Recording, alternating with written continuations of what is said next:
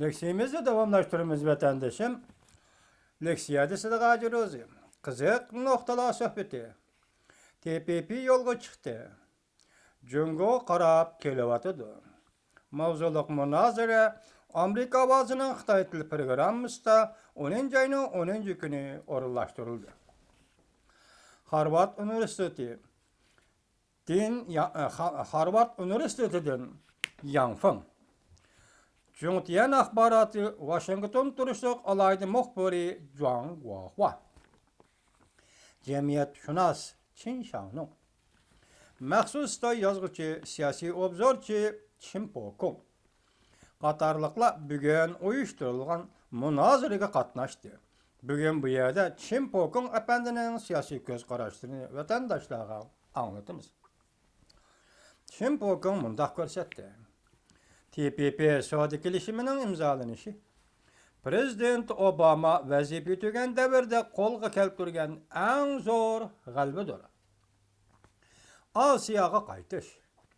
Stratejisi de Amerika Qo'shma Shtatlari Osiyo davlatlari bilan birlashib Jungoga taqobil turdi.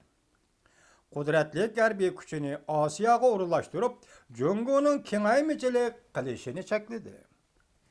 Endi bugun TPP Saudi kelişimi imzalandı.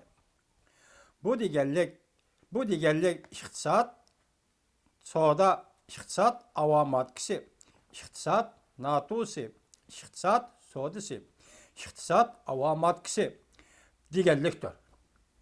Hala bugün günü kelgende Amerika Qo'shma Shtatlari geopolitikalik siyasi harbiy ishlardan geopolitikalik siyasi harbiy ishlardan iqtisodiy ishlargacha Jungoni butunlay qo'rishashni tamam ishga oshirdi.